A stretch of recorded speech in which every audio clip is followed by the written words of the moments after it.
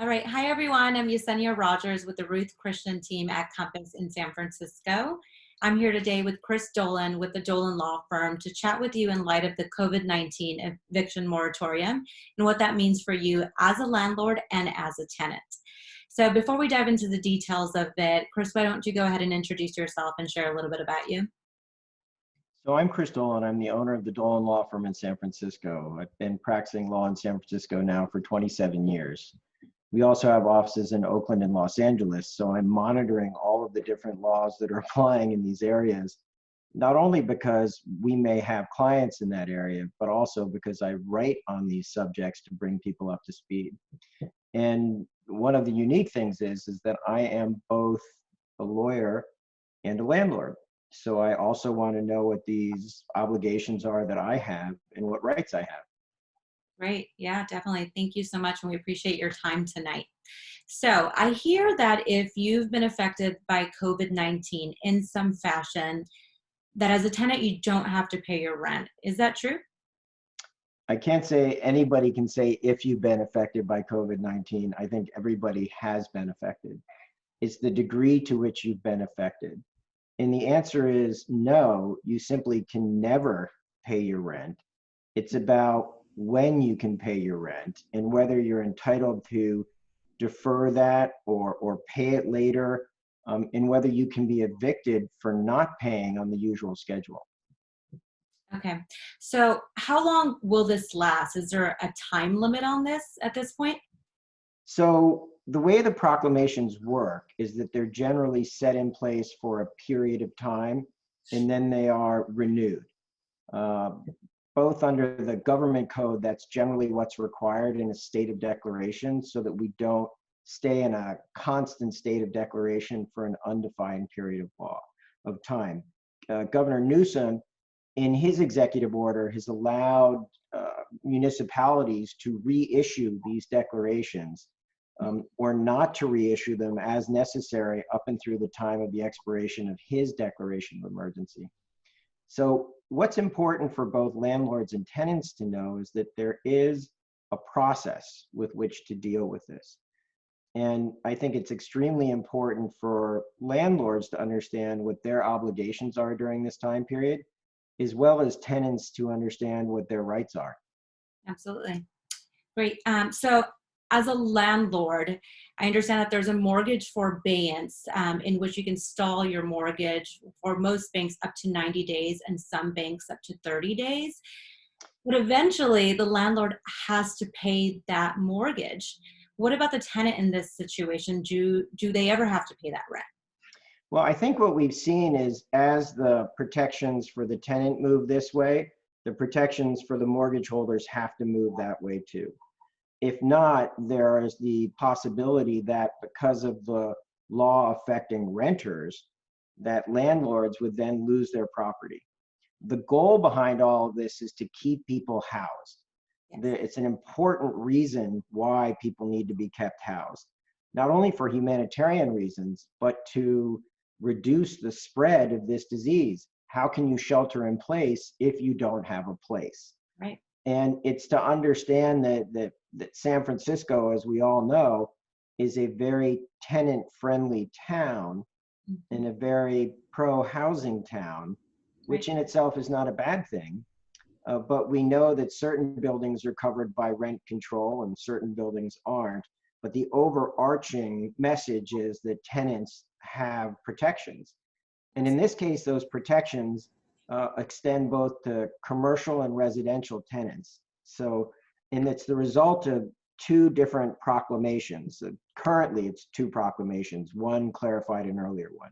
Yes. But the commercial eviction process is governed by the fourth proclamation of Mayor Breed. And the current residential one is covered by the fifth proclamation.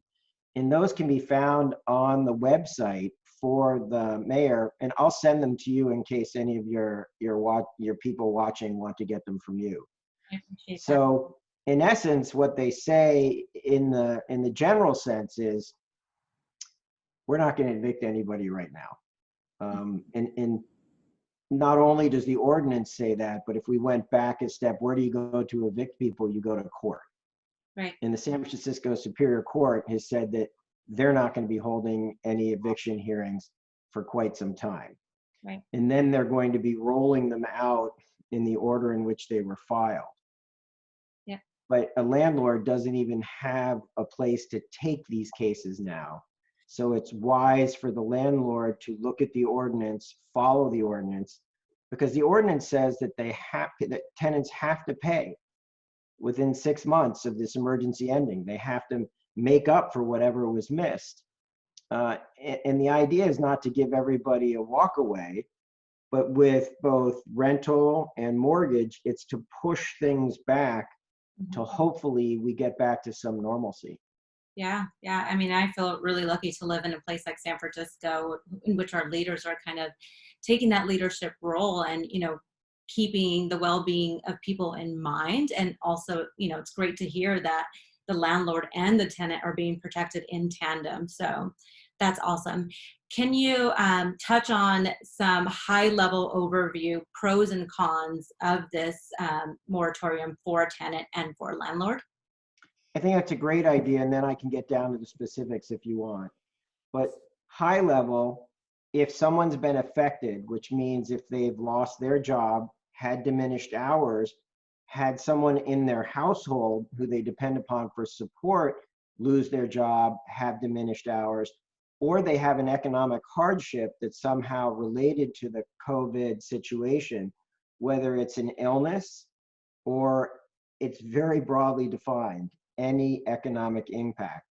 And given the fact that we have shelter in place orders, people may, for example, have it to be paying for someone to provide food to their parents that live remotely. Right. That would be an impact from COVID. So if there's any impact on the ability to pay, and the tenant can demonstrate that, it's not merely verbal. If they request this relief, the landlord's entitled to say, please provide me with some evidence this is affecting you. This is not designed for people working at Apple remotely who are making $200,000 a year to throw the brakes on paying their mortgage. It's designed for people who truly are living in that month-to-month paycheck, and Right. this is just another aspect of the safety net. Now, for landlords in the big picture, what the takeaway is, you have to work with your tenants. If you fail to work with your tenants, I can see where landlords are going to get sued for failing to follow the emergency declarations. And should those go to trial, I think there's a high risk for a landlord that you have a jury that would be very upset by an aggressive stance taken during the COVID epidemic that may violate the emergency declarations that required all of those people to stay at home as well. There is something that landlords need to know. This isn't a complete shackle. So if there's a health and safety issue, a threat of violence or violence, those particular, what we call unlawful detainer actions, they can proceed. They are considered by both the declarations and the Superior Court to be emergency matters that can be handled. But I think that landlords need to be very careful as to what they call a health and safety hazard. Right. Another thing on the big picture that goes to both landlords and tenants is that there can be no shutoff of utilities during this time period. So if, for example, a tenant is paying a fraction of the water bill or the sewer bill, or if you have a common electricity that may be shared in some fashion, which is its own other issue, you can't shut off anybody's power, you can't shut off water, and you can't shut off internet, I would say, at this period of time, because it's an essential service for people to gain information. On the big picture regarding mortgage protection, the governor negotiated with banks, most of the major banks, to get them to cooperate during this time period to have a forbearance, to push back the mortgage payment, and to not report adversely to credit agencies if someone is delinquent on a payment. I would tell landlords to be very cautious and not to report a delinquency on a tenant if they have sought protection under this statute, they could sue the landlord for what they call credit defamation. So people need to tread lightly. Right. But the idea is if the tenants can't pay, the landlords can't pay the mortgage, we're going to move everything back in tandem. Though the landlords may have to spread this risk a little bit more, because at the end of this period, the tenant, to make up the amount of delayed rent, has 6 months to make that up. So it's not like you'll get paid back 3 months as soon as this is over. There'll be a 6-month period, and the declarations say that the landlord has to act in good faith in terms of coming up with a payment plan. I can tell you that good faith is very broadly interpreted, and it leaves a lot of room for a court to say, I don't think that's in good faith. So the best thing that landlords can do is have an open dialogue, because the tenant has up to 30 days after the rent is due to say, I can't pay because of COVID. Then they have to, if you demand it, provide that evidence. And then that can renew every 30 days up until the time that the declaration's been lifted. I would say there's probably going to be a period of time later incorporated so that there's a grace period for people to get jobs and the economy gets started again. Right. But you need to do it in writing, and you need to appear kind, because if you're coming across as a hard ass, I think you're going to get in trouble later on with the courts. Great. Wow, that's very, very helpful information. Thank you. I appreciate that. And lastly, Chris, do you think there are any unintended consequences for someone who wants to rent to a new tenant? I mean, we in real estate have heard some stories in which a buyer was recently in contract, did a seller rent back, and at the end of the term for the seller rent back, who's now the tenant, said, hey, no, I'm not moving out, and no, I'm not paying rent due to this black swan event that is the COVID-19 crisis.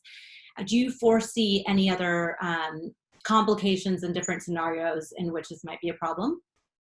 Well, as a landlord, I had to deal with this issue just last week. So I had a 2-bedroom apartment. It was rented to 2 young men who worked in tech, and one of them, after the declaration, moved out. And the other one said to me, I cannot afford all of the rent on the unit. And would you do a rent reduction? And he said that his friend had to move out to go take care of a family member who had been sick. At that point, there's a COVID-related issue. Right. And I talked to him and I said, I'm not going to reduce your rent. And I think that's very important. If you reduce the rent, you may be stuck with that lower rent at the end of all of this, because now you are adjusting the rent.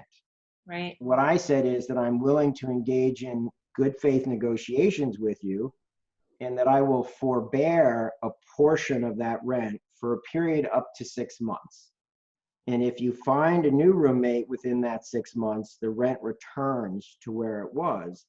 But if you don't, I will give you this forbearance, not a rent decrease. The rent stays the same for 6 months, because I knew that this ordinance is out there and I could be hit with a complete lack of payment for months, where this gentleman who was acting in good faith would be paying me something. And there was a point there. If he moves out, I've got this unit, and there's so much economic strife right now, people aren't making moves. And are you going to hold an open house? I don't think so. Yep. So it was I would say it was much smarter, I believe, to have made the deal, kept the income stream, kept the tenant, had an abatement, a reduction, not in the rent, but in essence, an adjustment on a good faith interaction for the period of 6 months. So are there unintended consequences? If you give someone a rent reduction and you're in rent control, you may be stuck with it. So I would be careful not to rent reduce. If someone moves into a unit to help pay for the rent, you need to be very careful that they don't become tenants, because then you may have unwanted additional tenants. And there's certain steps that can be taken. You don't take rent from that person. You indicate if there are particular ways of indicating that they don't have tenant rights, but this is part of the emergency. But you need to be cautious that you don't create new tenancies, lower rents, or become hamstrung. Now, the one thing that the San Francisco ordinance didn't deal with, but the ordinance in Berkeley did, which is an Ellis Act eviction. And so it's one of the exceptions in some of these proclamations that an Ellis Act eviction is an exception, because you may have a sick family member who needs a place to live.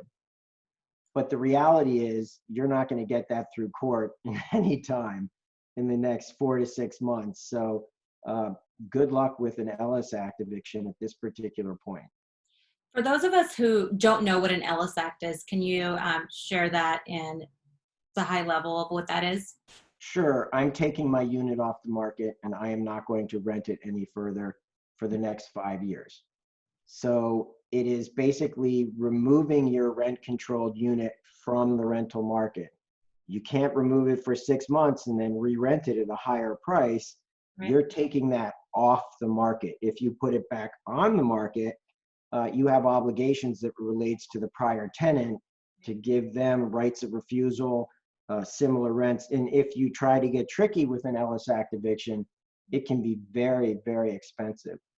Yes. So interestingly enough, they did not put in provisions for owner move-in, which is a little bit, I guess you can Ellis Act for an owner move-in because you're taking it off the market. Right. But even that's in limbo right now, because I do not believe that the government's inclined to displace anyone at this point in time. That makes sense. So as a whole, tread lightly, handle situations on a case-by-case basis, keep open communication throughout this whole process, and seek legal counsel if needed. Right? And document everything. Document everything, right? Because these ordinances say that the notices can be given in email, because right now the person-to-person and posting eviction notices. So you have to watch the particular declaration or ordinance to see what is permitted vis-a-vis notice and demand and communication. And you really should read them. They're not that complex. They really aren't. The 4th and 5th proclamation of the mayor govern commercial and residential. And then the governor has his overarching ordinance. What that does is it empowers the local jurisdictions to go ahead and to create these exceptions. And that is, it's an executive order N, I believe it is 38-20 that was issued on March 16th. So the governor said, you can do this, and each one of these jurisdictions is doing it. So read them, pay attention, be nice, or I think you're gonna have trouble on both sides. Absolutely. Well, thank you so much, Chris. All of that information was super, super helpful for both landlord and tenants, and we appreciate your time tonight. Thank you. Yeah, if anybody wants additional, more specific information, and you go to our website, dolanlawfirm.com, you can read an article that goes into some depth about how the law allows these proclamations and declarations. And within that is copy that directly relates to the 4th and 5th proclamations of the mayor. But stay tuned. I expect there'll be many more proclamations in the future. So you might want to go to the SF.gov site and find the page for proclamations, because they're going to be coming out over the next couple of months. I wish you and all your tenants safety and health, and I hope we all have places to shelter in. Absolutely. Thank you, Chris. Have a great night.